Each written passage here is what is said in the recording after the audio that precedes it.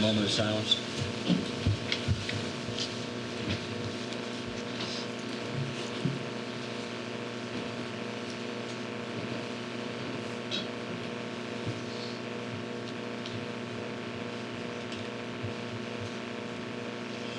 To announce this meeting is being recorded and televised by the local cable company. And a motion to approve bill and payroll warrants. So moved. Second. Any discussion? All those in favor? Aye. Motion to accept correspondence from the read file. So moved. Second. Any discussion? All those in favor? Aye. Public forum, now's the time for someone to speak on an item that's not on the agenda. Approval of meeting minutes, open session December 4th. So moved. Second. Any discussion? All those in favor? Aye. Town administration report. Frank? I got a couple of things I'd like to update the board on. The health group that we belong to, Mayflower Municipal, has introduced a couple of things for the benefit of members. One of them is a vision plan through Blue Cross. It is at no cost to the town. It's paid for by the employees, and all employees who are eligible for health insurance are eligible to participate in that plan. They actually started promoting it about a month ago. Also, I want to note that the group is currently working on a optional high deductible plan for employees who would prefer to utilize health savings insurance, and it's something we'll have to bring back and look at more carefully because it involves a deductible on the employee's part and a contribution on the town's part. It's typically a 2-4 plan, $2,000 paid per year by the employee, $4,000 paid per year by the town, but the rates are expected to more than offset that cost. Since they haven't come up with a rate yet, I don't really want to talk about it. It'd be kind of difficult to explain it to people without one. And then a little bit of good news. Our long-term disability insurance carrier, which we provide under contract to employees, it gave us a renewal notice with a 32% increase. We did go out to bid, and we managed to secure a plan that is actually cheaper than the plan that just ran its 3 years out. So we locked in for 3 years at a rate of 61 cents per hundred. We have been paying 75 per hundred. So that's going to save several $1,000s a year in premiums. Lastly, as I mentioned to a couple of the selectmen as I've spoken, I'm working on a pro forma Article 2 that will reflect necessary funding that would be possible if we can raise the levy limit, and we'll be working with the Finance Committee if we can't to come up with a budget that's just going to hurt. In fact, I think that's what the Finance Committee is here to talk about tonight. That's it. That brings us right to our joint meeting of the Finance Committee. I just have a quick thing. Do we know if Mayflower, are they going to keep the legacy plan? There have 2 votes to discontinue the legacy plan have failed. The likelihood is that next year the rates will reflect the actual cost of those plans rather than the blended rates that they do now.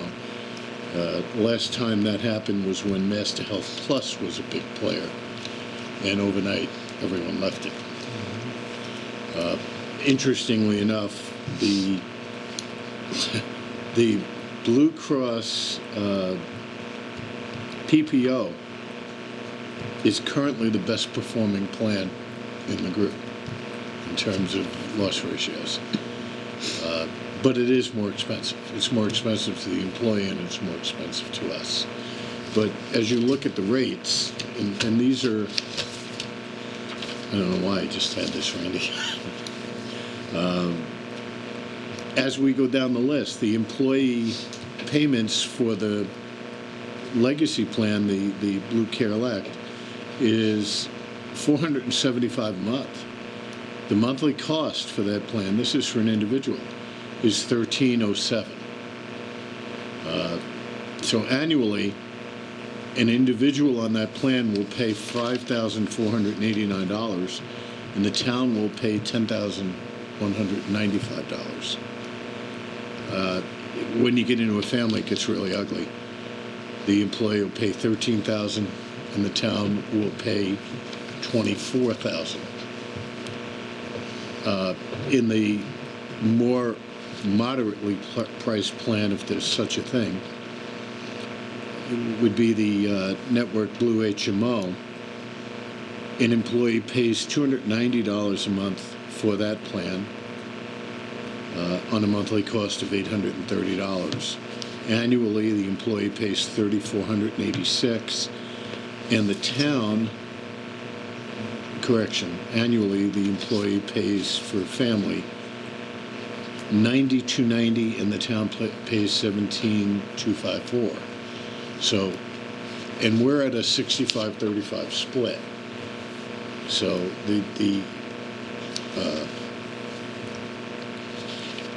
it's just a question where we're going. I mean, we had a meeting a couple of weeks ago with Blue Cross, and they're saying that they're using a 7% cost factor for the future plan. We are not experiencing those kind of losses right now. In point of fact, I believe we're operating at about 86%, which is pretty good. So we'll probably in February look at the total numbers and then start coming up with rates. Any changes we made to plan design, to get rid of the legacy plan or to change copays or any part of the insurance, requires collective bargaining with all unions. They all have to bargain and agree to the changes. There's another feature out there, if it doesn't work, is there's the option of going to the GIC.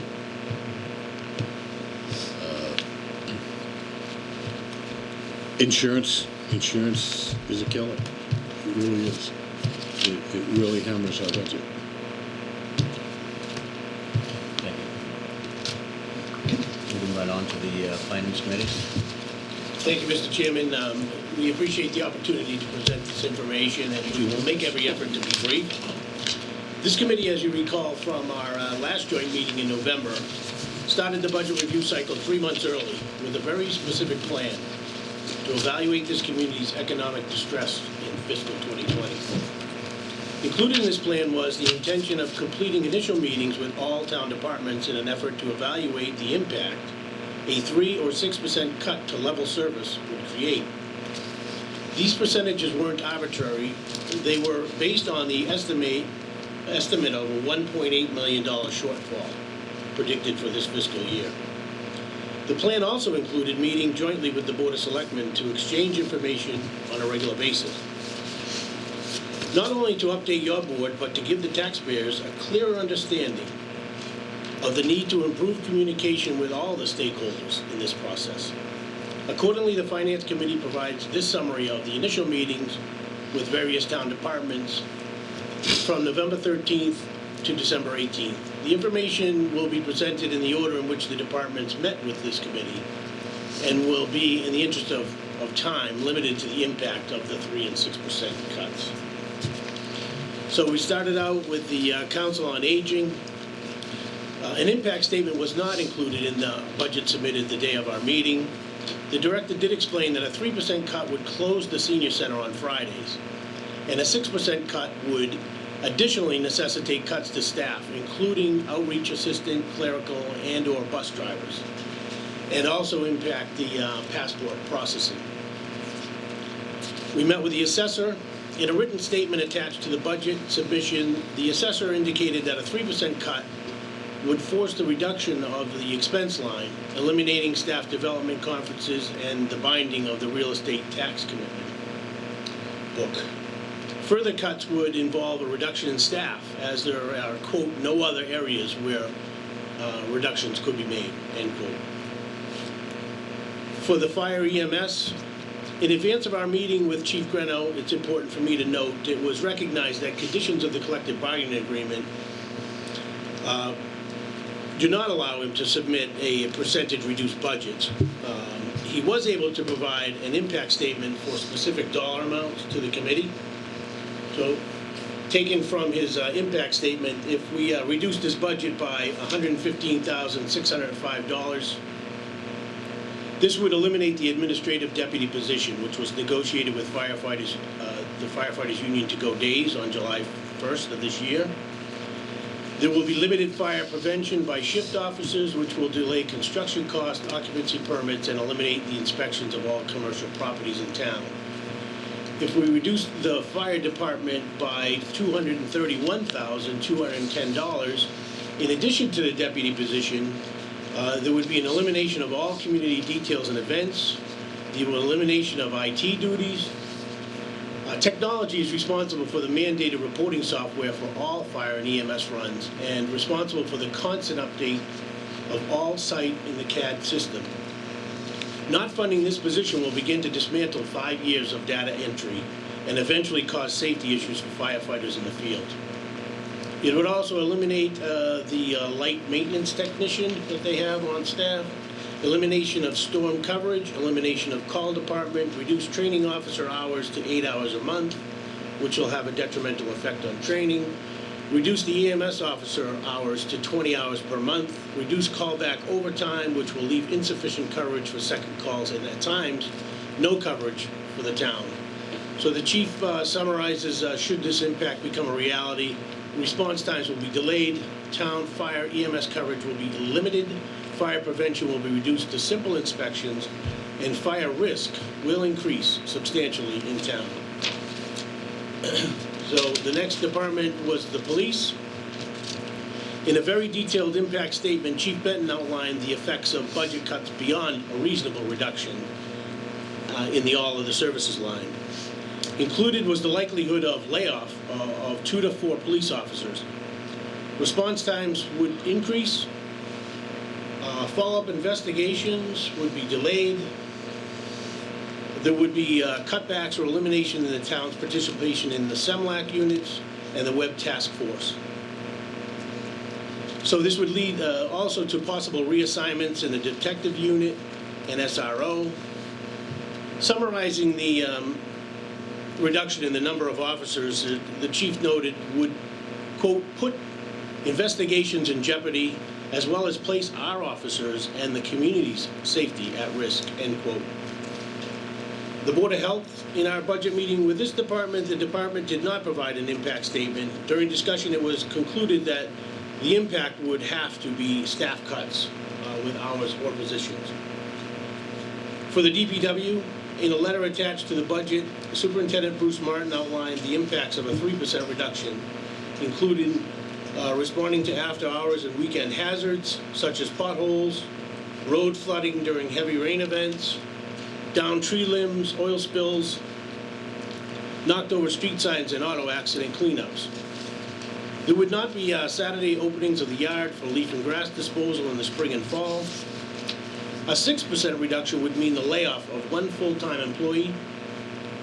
This would leave the department shorthanded and impact maintenance of parks, cemeteries, town-owned buildings, the rotary, drainage systems, snow plowing, and the many other duties too numerous to list here. In summary, quote, the resulting reduction in the divisional expense would impact our ability to maintain our fleet of older trucks and heavy equipment and have a detrimental effect on our ability to provide the necessary services the residents of Whitman have come to expect. For the water sewer, we met with the Superintendent Dennis Smith. He provided a summary of operations impact with a reduced budget. Notably, employee layoffs would result in a reactive approach to day-to-day operations. Further cuts would postpone needed preventive maintenance and the economic consequences that would result. We then met with the town clerk. At our meeting, the clerk distributed an in-depth informational packet. The impact of a 3 and/or 6% budget cut would involve cutting staff. This would necessitate the closing of the office for 1 or 2 additional days per week, run the risk of being in violation of state, federal, and local laws, and there would also be delays with postings and/or filings. With the Recreation Department, although a written impact statement was not provided to the FinCom, the director indicated that a likely impact would be a significant increase in user fees. For the Building Department, in a letter attached to his budget submission, the building commissioner explained that his department now functions with 3 part-time inspectors and 1 full-time administrative assistant. A minimal reduction in the expense line would have to be supplemented by a reduction in staff hours. This would create delays in inspections. We then met with the Whitman-Hanson Regional School District on December 18th. Following a comprehensive review of a preliminary budget, the superintendent was requested to provide an impact statement if the member towns did not approve the level service school committee recommendation, and was required to be funded at last year's assessment.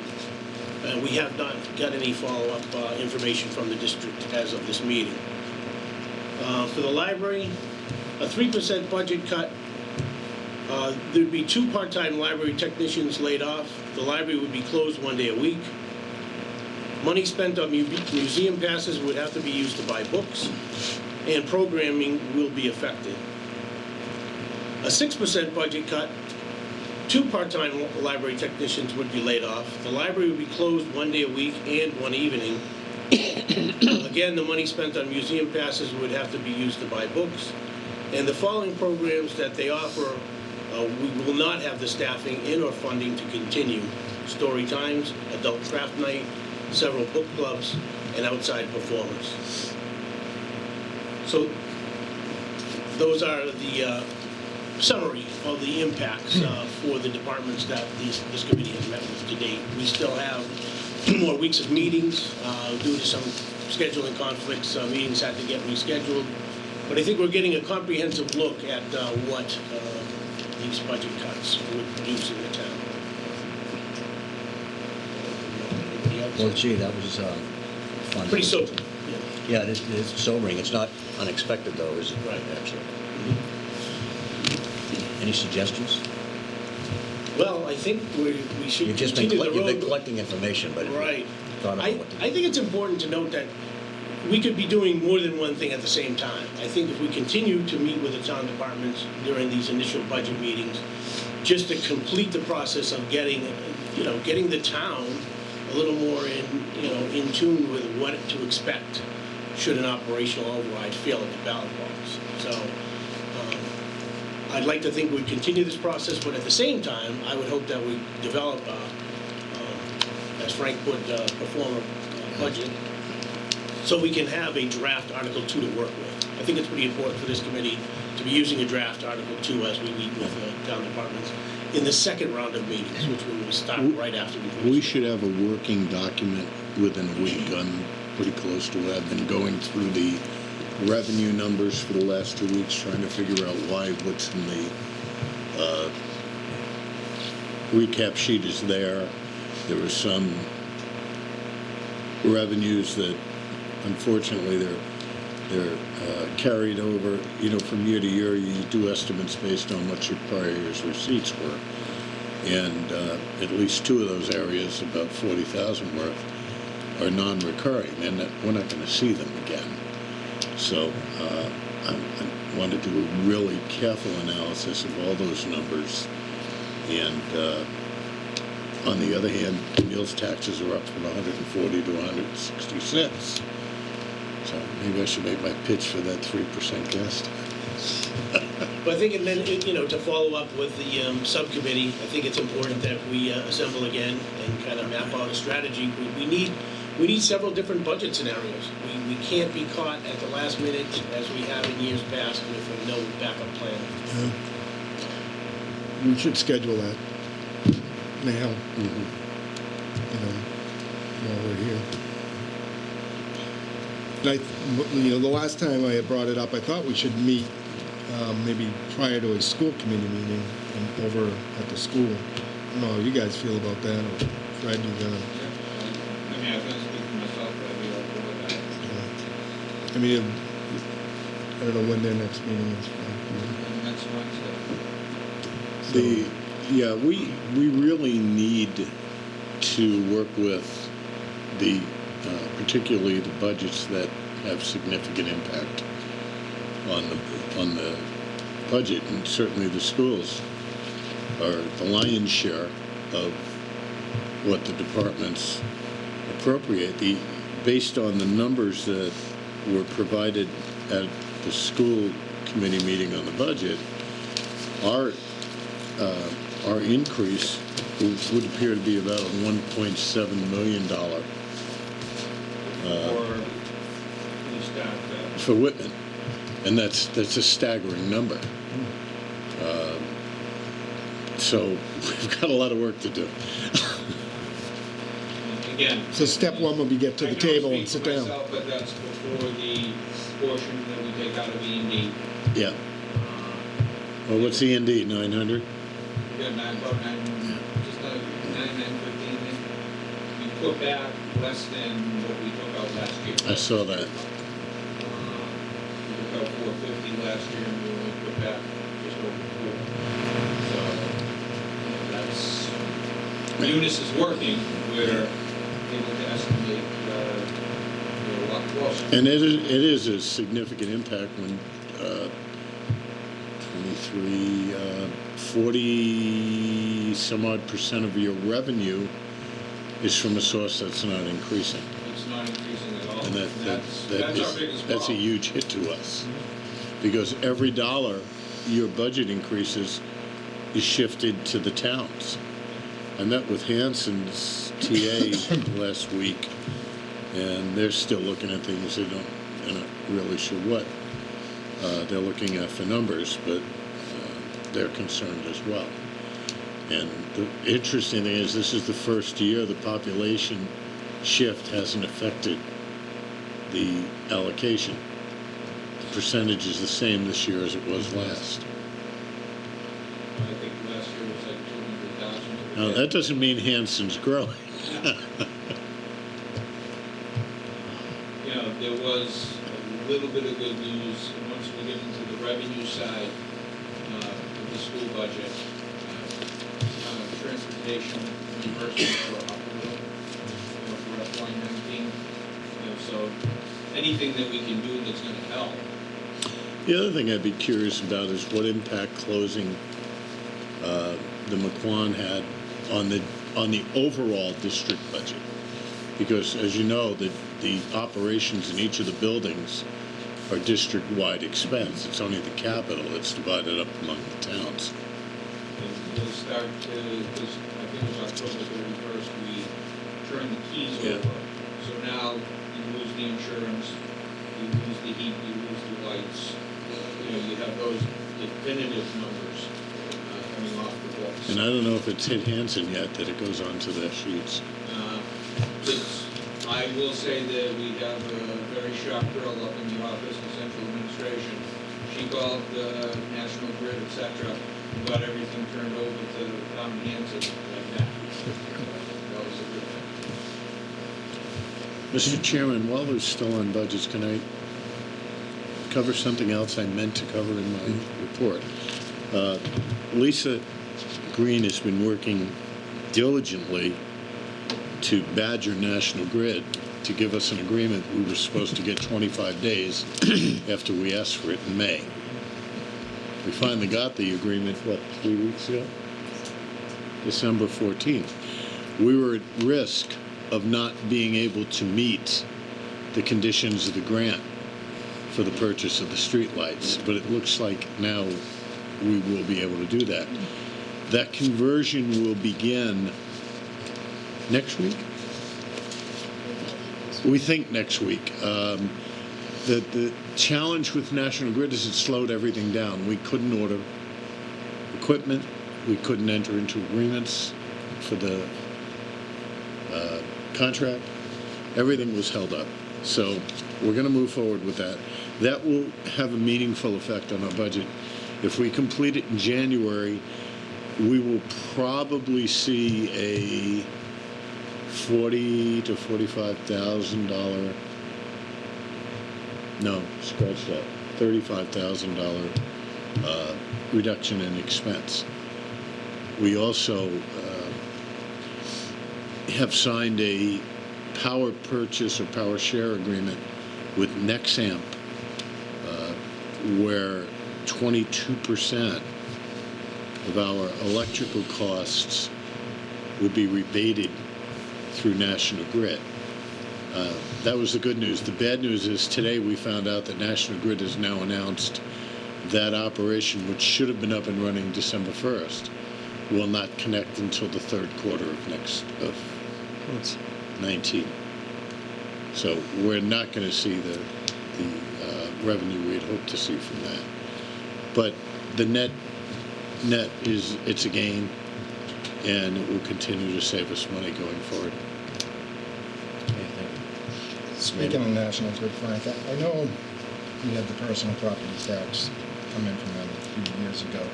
Do we know how fast that's amortizing? Yeah, it's. I think it'll be gone in 3 years. It went from 92 to 66 in 3 years, and it's going to go faster. They depreciate those lines at an accelerated rate. So what happens? The revenue doesn't go away.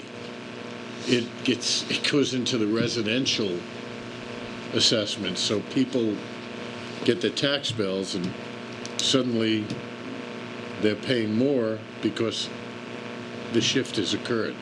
The levy doesn't lower; it redistributes the tax burden. So I would guess our benchmark is probably 32 to 33 million. If we've written down 30 already, it's not hard to imagine we're going to get there in maybe 4 or 5 years. And unless something else really significant in personal property comes, we'll be back to the norm, which is a very limited amount of revenue. Within the levy, I mean. Yes. Did I make that? Which I guess, sorry, man, that goes to my second point of, as a solution, I do believe that this board needs to take a solid look at freeing up levy space. And by that I mean, once again, possibly taking a solid look at getting the police station, town hall, fire station renovations out of the levy and freeing up. Although it's free cash, standard definition of free cash is it should not be used for recurring debt. But we really should take a solid look at what the effect that is having on the levy and the overall budget. In 2016, the value of the total value of personal property was $98,159,000. The year before, it was $30 million. In 2019 fiscal year, it's $68,007. So it's dropped fully $30,400,000 in those 3 years. And they control that, right? Yeah, they do. Their tax books determine what we tax them. The great system. I'd like to just put what Rick said in context. Just everyone here understands the context, but I think people at home might be questioning why we're having this discussion. Last year at town meeting voted to take $800,000 from capital stabilization to fund the budget, the requested budget for department heads, as well as allow for some capital spending. Infusing a budget with money from outside sources is not a solution, and what that essentially does is it brings us further behind the further budget because for the next year, because budgets are now set at increased the same rate. However, that one-time money is no longer there. So that's why we're having this discussion, and I think that's why the Finance Committee has taken this approach this year and asked the department heads for their impact statement. But during those meetings, I asked the question of department heads whether or not they were aware, excuse me, that last year town meeting approved that one-time transfer from capital stabilization. Most department heads did. Not all department heads knew that it was kind of a kick the can down the road type strategy to bring us to this year, and in preparation of this year, allow department heads to develop their budgets in a way it anticipated shortfalls. So that's where we see ourselves now is a potential shortfall for budget requests. And I implore the Board of Selectmen not to take another kick the can down the road type strategy this year, because it's really going to it's really not a great solution. And you've heard it from speakers on past occasions who have come across this subject and expressed their concerns to the Board of Selectmen. And I think we need to really take a good look at the budget this year, not do a kick the can down the road strategy for next year. That's all. Can I just follow up too, Mr. Chairman, just to keep in mind too that we're looking for the sustainability piece, and I know I mentioned this before, that this budget that we're creating for this year, if we're looking for taxpayers to reach into their pockets and supplement our income, we have to have a really comprehensive plan for the future as well as this year. I think part of that will be to develop a 5-year capital plan. I think that we would be, by this time next month, we should probably have a 5-year capital outline that we could use. Because, like I said, I don't think that the taxpayers would have any interest in visiting this issue in any time soon if they were looking for an override. We may not have interest in visiting it this time. That is true.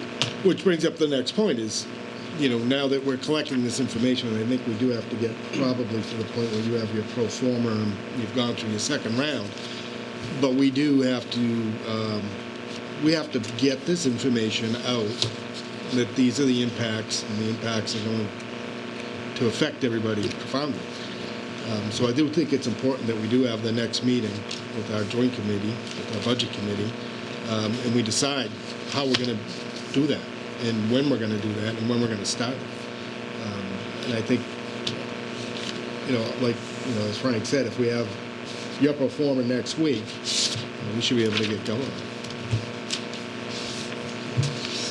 If I may, just to let you know, at South Shore Tech, our budget increase was 3.1%, but with our out-of-district schools, as Tom Hickey, our superintendent of South Shore Tech, explained, with out-of-district enrollment, there's enough money to cover that increase.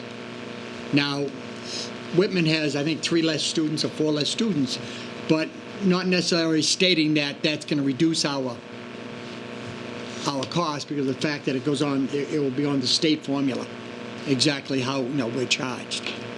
But I am very optimistic that we should be in pretty good shape. And our next meeting will be the 23rd. You'll be there, and he'll be giving us our numbers. Second of all, I couldn't agree more with Dave. I think using non-occurring expenses for reoccurring expenses, non-occurring money, is wrong. And I agree with you. I think, Randy, you're talking about maybe taking the police station town hall project out of the budget and have a debt exclusion to bring in that extra $800,000, $900,000. That will solve our problem this year.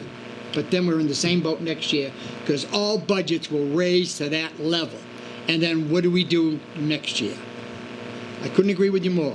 I mean, No, well, his if you the agree plan would with be a him- debt exclusion to pay that debt off, but once that but debt's what- paid off. No, not pay it off, but what you're thinking is that if we have the debt exclusion, we put it outside the levy limit, that gives us an additional 800,000, we'll say, out of free cash, or whatever, the money that we have to use to run the town.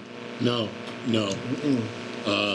The intent of, as I understand it, is to exclude the debt from the levy limit so that those free cash funds can be invested and directed toward capital, not toward Not running the budgets. department. I remember one year Right. in 19 where this town voted to take a couple of $100,000 out of free cash to balance a Right. particular budget. It was wrong. It was a bad idea then, it's a bad idea now. Right, I agree. So if we do the debt exclusion, we'll say, take the police station, the fire station, town hall, police station, whatever it was, Police right? station, town hall, and fire. Right, if we take that out of, paying for it out of free cash, Right. do a debt exclusion, and that we have that extra 800,000, you're saying use that strictly That should not be used for budget purposes. Right, It should be strictly- used for capital planning. capital planning as far as what? You're talking about maybe cruises? No, capital expenditures, whatever the appropriate expenditures are. Cruisers, while they are capital purchases because of the durability, they're really not long-term investments. Well, at The one whole time- idea of that was to turn the cars over every 3 years, so we're operating a current fleet and we're not spending a fortune keeping cars running that shouldn't be on the road. At one time, that was being paid for out of the fine account. It That's was. not today. And the revenue isn't there now. I mean, if we keep up with this revenue expenditure style of budgeting, our infrastructure, you can see it is crumbling. Right. We have no plan in place or money coming in that we're putting aside for DPW building. for Right, any I extra agree. road work. A possible new middle school in 2022 could be coming down the pipe. Possibly, yeah. Possibly. Things that, if you look at the matrix from the school, I mean, these are things that are in the works. We're not making any plans for those. We're just looking at our revenue. Hopefully it meets the expenditures, and we've succeeded again keeping our head above water. The town needs to look at some type of long-term, we're going to invest back Right. into the community. Because I think the taxpayers will help us out, but we need to help them out. Right, They I need agree. to feel like they're getting something for their money. And that comes in the way of infrastructure and services and safety. And if I believe it's the DPW that has not been touched. Right? And we knew 50 that. We knew years. that the day we broke ground on the police station. Right. That was a project, and unfortunately, due to circumstances I don't think anyone in this room caused, we haven't made allowances to even. We knew then that was the next major Right. capital expenditure. Unfortunately, in that period of time, other major expenditures came into play Right. that exhausted those funds. I think we had little over 200,000 remaining in our free cash when we balanced the year in May. That is now 1.2 million as of today. Revenues have gone up. Our levy, we had an excess levy, which we first found out about during the classification meeting of 360,000. That's a consequence of how we assess and when we get those numbers. But that 360,000 would be an important part of what we're doing. We have to identify, there's no question that some expenditures have to get reduced. We can't continue to fund what we're funding. And the question is, how do we do it in a way that makes sense? We also know that to continue operating the town that people are living in and happy to be in, we're going to have to spend some money. There's no way around that. And we all get our tax bills on January 2nd, and some of us swear when we open the envelope. One of the facts of life Not much of an is costs continue to rise. We can't control them, so we can manage the best way we can to work with them. But we can't shut off the inflation side of the budget. We But- can't change that. Okay, now, if we turn So we around... have to learn how to live with it. Right, now, if we turn around and run the project that we have being paid for out of the levy, out of the free cash on the police station, and we do an override for that, and then we're gonna use that money for capital. Well, The one, first that thing for would- capital is what, the That DPW? would be exclusive to an override, Dan. Right. There are two things in Debt play. exclusion. To do that, you would have to do a debt exclusion, and we would also have to be looking at some form of override to raise the levy limit. Because the Not gonna happen. debts separate. We have 122 going off this year. We made our last payment. I forget which loan it is, but we made our last payment on it, and that was a debt exclusion, so that's gone. That's a So like the firehouse and the town hall? That debt capacity is out there without raising people's taxes if you just continue that process. Okay, Now, that, there's a lot of arguments against that. I can't tell you how many people I talk to. I don't want to see an increase in taxes. Well, neither do I. right. But you want your pay raises. You want your increase in your Social Security or whatever you're living on. You know that's going up. How do you expect us to provide the services you want at the same cost from 3 years ago? It doesn't work. But that project that's ended, I believe that was the first town hall and the fire station? Yes. And I believe that, Tim, that you were contributing $100,000 from the ambulance fund to pay off that? Yes. Well, that gets freed up This for is the it. fire department. This is it. This is the year. Yeah. Now, we have to look at everything. Tim has a list of capital items that he plans on pursuing through this budget cycle. And the revenue for that comes out of the ambulance Right. fund. So there's some balance there. Yep. Some of Good for that him. money gets contributed to Article 2 to reduce the burden to the taxpayer as it relates to all of the services line of the fire department. Yep. Did a great job. I mean, that will effectively pay for the increased staff from the override. So we got our work cut out for us. Mr. Chairman. And I've said this all along before.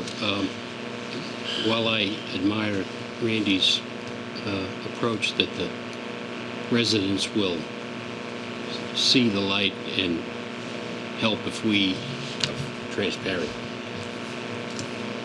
Just this year, when the tax bills came out, we didn't do anything. The valuations went up, the tax rate went down. The average bill went up $400 or $500. Well, Go to social media.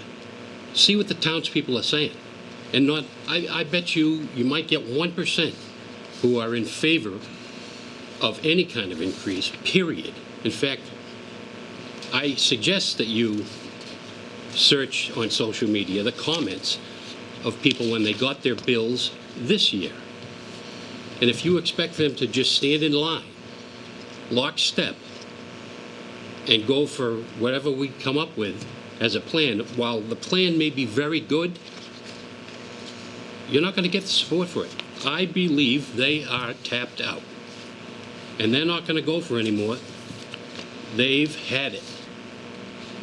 And it's not my opinion, it's what I read and see, and what I see on when I'm talking to people in town, when I go to the coffee shop, texts, phone calls, everything. They are fed up. Some of the comments were pretty damn nasty.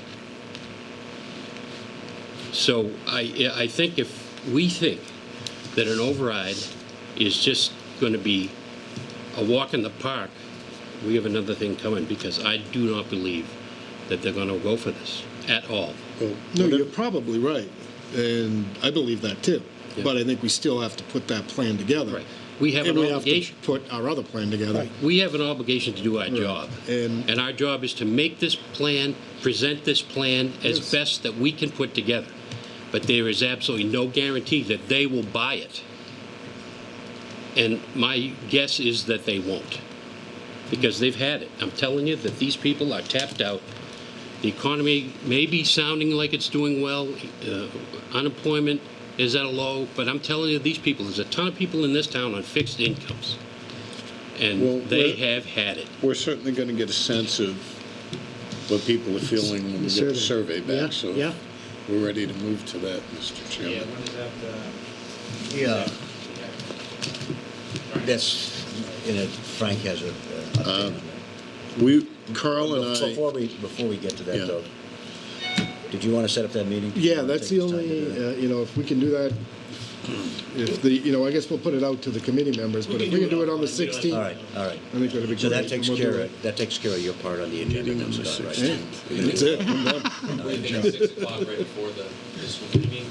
Yeah, that would be my preference. Okay, and that meeting is next week? Next Wednesday. Next Wednesday. January 16th.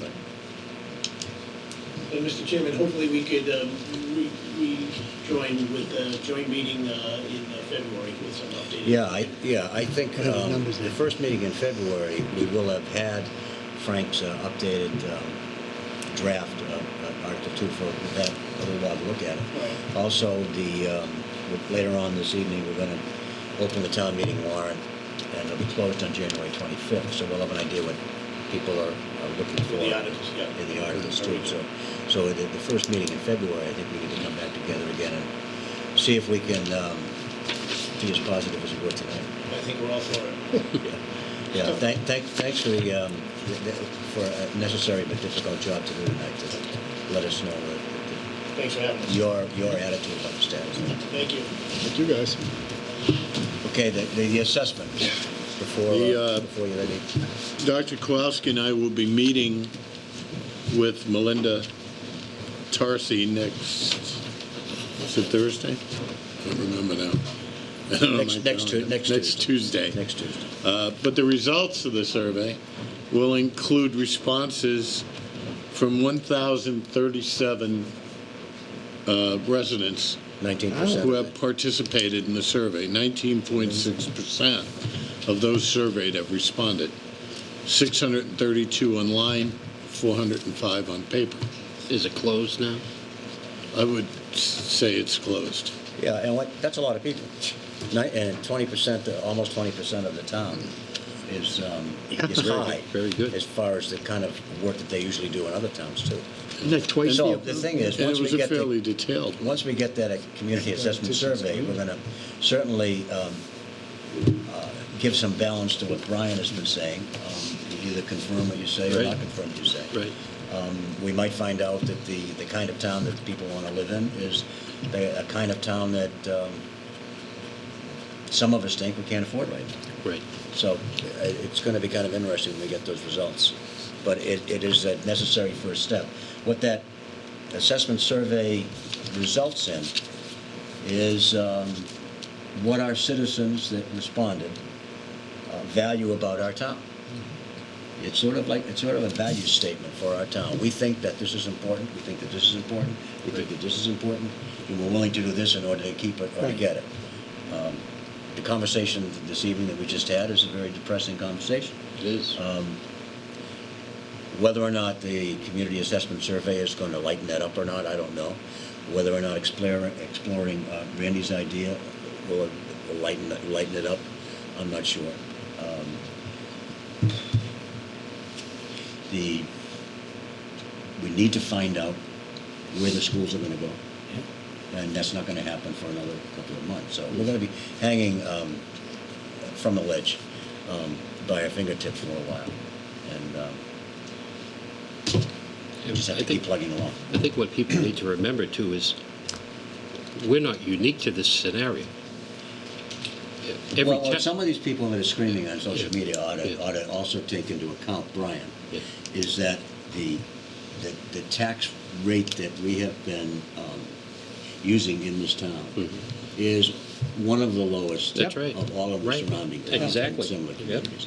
So I agree. they can complain Right. all they want Very about vocal. their taxes, but Yeah. they have to also have to look in the mirror and see something real there. And Carl, the other half of that is in actual dollars. It's notably lower than surrounding communities. Yeah. And those other communities, even though they had a higher rate, are still in the same pickle Yep. that we're in. Because when you have more money in your pocket, what do? Well, look at You Pembroke. spend it. They're in the hole this year. Now, there are a couple of meetings that have been mentioned in the newspapers over the last couple of days. I think one is down south of us, but there are 3 meetings across the state to deal with changes in education funding. Yes. Yes. That's the Foundation Budget Review Commission. It's in New Bedford, is that where the meeting is going to be? There's one in Fitchburg next week. Yeah, and then, They're going to be coming around Right. all areas. The only problem with that, the recommendations of that committee, it don't come into effect until next year. even if they came Right. into effect, Right. under the 4 scenarios that they've proposed, it does Whitman Hanson 0 good. Yeah. Yeah. They're still in the hold harmless. It's been whispered by somebody that Governor Baker is looking to eliminate the hold harmless, which means that we're not guaranteed our level Chapter 70 funding plus a minimum per pupil. It could go down, which would be catastrophic for us. I have floated the idea to a few people that the state has an obligation to increase Chapter 70, where they made us so dependent upon it, and increase it by a specific percentage, not a per pupil. It's gained a little bit of traction in a little private group that I belong with.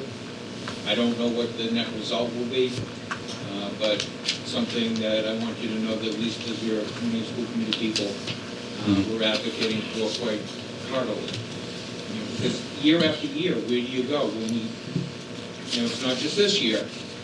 It's next year, and it's the year after, the sustainability factor. Yep. Spirit. Yeah. Happy New Year to you, too. And I think probably everyone just sitting up here, and I did have a meeting with Superintendent Simonak and the Assistant Superintendent, and they were in 100% agreement that they know this is not sustainable. They know Whitman cannot sustain that budget. But what is our plan to provide some type of future, not only for our students, but for our town employees? And that answer comes from up here. And it may involve us, putting questions out there that we're really not comfortable with. I agree with you, Brian. When Yeah. my wife opened the tax bill, she almost fell off. Right.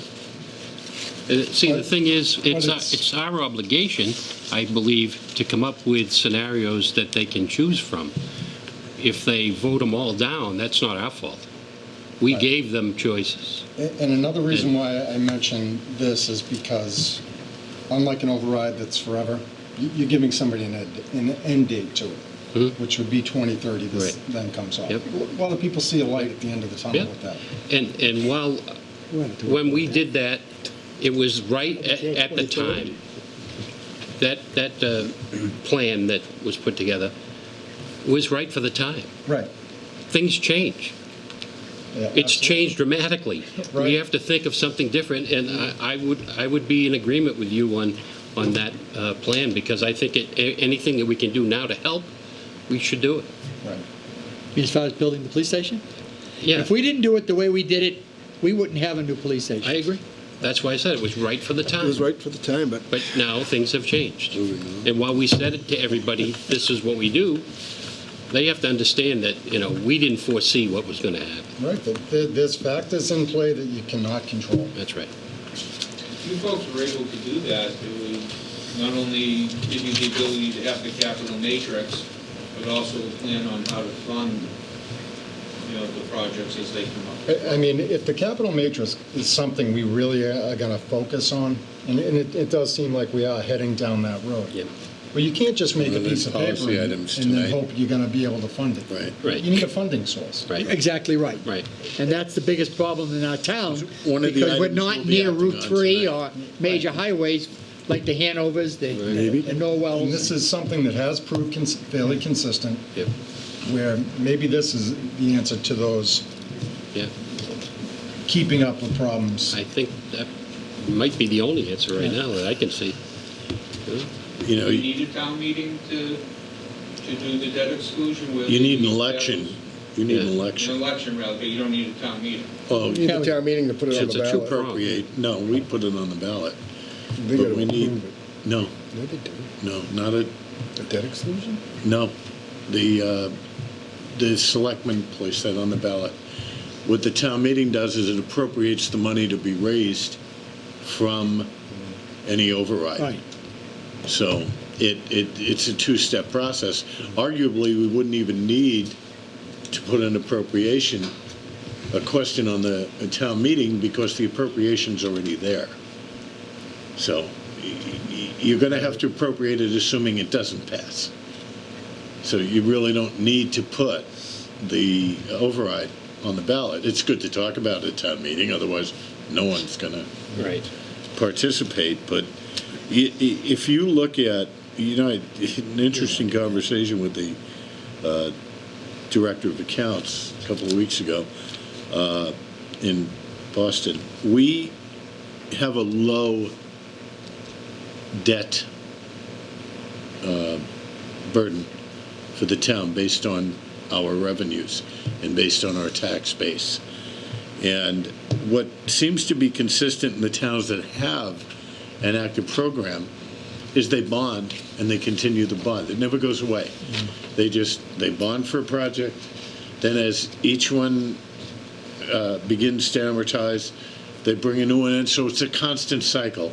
You never reduce your capital bonding, which gives you the appropriation you need to do the work. We could go out and for $350,000 a year, not a lot of money, we could build a new DPW.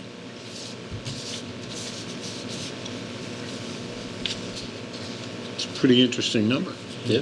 But when you put it that way, there has to be a balance. There has to be a solution that addresses all of those capital pieces. And now I'm preaching, so I'm going to stop. All right, you've given the update on the community assessment survey. Dan, you want to say something? About Yeah, the just Friends of the real Park? quick, in November, we had our wine tasting, Friends of the Park. Just that after all bills were paid, we were able to earn about a little less than $3,600. A little less than the previous year, but that's because the attendance wasn't as great and the price went up, so maybe that's it, or the advertising. But anyway, you look at it, when we meet again, the Friends of the Park, June, we'll be getting a hold of Bruce and figuring out what we need to get done in the park. And I believe some of the period lights that are in the park are out, and we may be looking at spending the money to repair them. It depends on what the Friends of the Park, what our board wants to do. And we'll be meeting with that, and we'll put it together. I mean, in the past, we've redone paths, the benches and everything like that. I So wonder if we should be looking at LEDs there. what? I wonder if we should be looking at LEDs there. Yeah, That'd be a good idea. that might be something to talk about. If you gotta replace the whole unit. Yeah. You place the head. Yeah. But anyways, as I said, again, another good year for the Whitman people coming to enjoy a little bit of wine, a little bit of food. That's it. Anything on the personnel policies, Frank? Yeah, lesson number one, never, ever reach out to communities for backup information the week before Christmas, because nobody answers. So you have nothing? Is that- I will is that what have you're for the gonna next say? meeting. You have nothing. Just say you have nothing, that's fine. New business. Act on the application of Mark Schroeder Incorporated, doing business as Whitman Liquors, for a change of hours and want to sell alcoholic beverages beginning at 10 a.m. on Sundays on the premises located at 682 Bedford Street. Is there a motion? I'll make that motion. Second. Is there a second? Is there any discussion? I do have quick questions. I love his memo. That's statutory. Is that, everybody else going to do that? The state allows all liquor licensees to request to open at 10. We didn't publicize it. Some people did, some didn't. So this amends him to an as-of-right condition. Okay. That's it. All those in favor? Aye. Open town meeting warrant and close same on January 25th, 2019. Is there a motion? So moved. Second. All those in favor? Aye. Act on the request for toll booth fundraiser submitted by the following: Whitman Hanson High School Wrestling Boosters, April 27th, 9 o'clock to 3 o'clock. Knights of Columbus, October 12th, 9 a.m. to 4 p.m. Whitman Area Toy Drive, August 31st, 9 to 1 p.m. Rain Day, September 7th. American Legion Post 22, April 13th, and not from 9 to 1, rain date to be determined. Motion? Second. Any discussion? Laurie, are these all in the center of town? Yeah. All those I in assume favor? so. All those in favor? Act on the resignation of Keith Holland from the position of Auxiliary Police Special Police Officer, effective January 2nd. So moved. Second. Discussion, all those in favor? Aye. Act on the professional service agreement with the Edward J. Collins Center, Frank. Yeah, as you know, we received a grant from the Community Compact for, to develop a formalized capital plan and to develop a budget presentation. We reached out, we had, I believe, 4 responses for one, 3 for the other. And after going through everything and meeting with the Collins Center, we opted to recommend them as the contractor for this purpose. Different set of players, yes. And they've done a remarkable job where they've done it. Have you seen the past work that they've done? Who've they Yeah. done it for? Menden, Lisa, who are the other? Uh-huh. Woburn, and they agreed to do both within the appropriation. Initially, they wanted more. Do you need a vote on that? I do need a vote to authorize the contract. Motion? Second. All those in favor? Aye. Discuss the status of the Class 2 auto dealers licenses issued to Auto Crafting Unlimited and RT Auto Sales and Repair. Frank? Okay, look, crafters, Laurie, I just want to check with you. RT Auto Sales took care of their? No. Autocraft did. So we had questioned whether we were going to release the Autocraft license because there were things that we needed. They've turned it in. RT is not, and at this point, I would ask that the board vote to rescind the approval for that auto dealer license. Okay, let's do it one at a time. Well, you've already voted Auto Crafting. Autocraft, so That's fine. we're not going It's to just take any compliance. Somebody action. make a motion about RT Auto Sales? I will make a motion that we, for that action, The action of To taking away. taking away, revoking the license, yes. Okay, is there a second? Second. Is there any discussion? So is he presently there and operating, or is he? closed It's a up shop, really or what's small-time going on? operation, you know, like 1 car, 2 cars. Yeah. I think there's more than that. And he just can't comply with the requirements, so. I mean, he's had, God, 3 months, Okay. so whatever. Any further discussion? He's not supposed to be operating now. Correct. We have not released the license. All those in favor of revoking the license? Aye. Aye. That hasn't been released. Old business, Chief of Police and Deputy Chief of Police Assessment Centers, Frank? Yes, we are moving forward with the, both actually, assessment centers. We did meet yesterday with the fire chief, fire deputy chief center. We have an agreement pending that will kick that off. And Lisa, you had a recommendation for the board for the police assessment center. Yes. Chief Benton and I reviewed the 3 proposals. Once the board voted to authorize Chief Benton to give proposals to form an assessment center for police chief and deputy police chief. Chief Benton and I reviewed the proposals, received 3. M&M Consulting, Badge Quest, and Public Safety Consultants each submitted a proposal. We went through the proposals to see the requirements, what they would, how they conduct the assessment center, and the costs involved. Under 30B procurement, a threshold of less than $10,000 requires simple, sound business practices, just to ensure that the service that you choose meets the quality requirements that and that the vendor providing the service is reputable and capable. After Chief Benton's recommendations, we decided to go with public safety consultants. We're recommending that as offering the best value and quality for the services provided. Okay, is there a motion to extend the contract to public service? So PSC? moved. So moved. Second. Is there a second? Is there any discussion, questions? I think it's a pretty clean All shot. in favor? Aye. Okay, thank you. And the assessment center for the deputy chief will be making that recommendation once we Once we finish our settle up everything we need. talk of the evening. Okay. Need to go into executive session. In accordance with Mass General Law, Chapter 30A, Section 21A, Exception 2, to conduct strategy sessions in preparation for negotiations with non-union personnel, or to conduct collective bargaining sessions or contract negotiations with non-union personnel. And Exception 3, to discuss strategy with respect to litigation if an open meeting may have a detrimental effect on the litigating position of the public body. Is there a motion? So moved. Second. Is there a Yes. second? Yes. Yes. Yes. Yes. And we'll return in open session only to adjourn.